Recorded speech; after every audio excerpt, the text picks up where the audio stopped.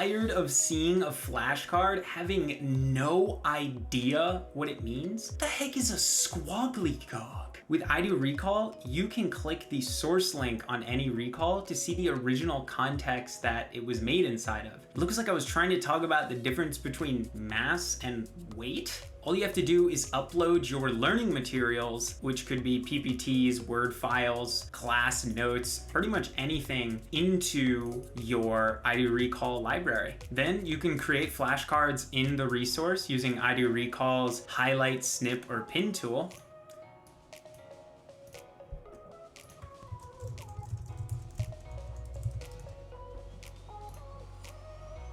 And then when practicing those flashcards, you'll have the option to click the source link to go back to the original context that the flashcard was taken in. Check out the iDoRecall website in the description below to start your flashcard learning journey today.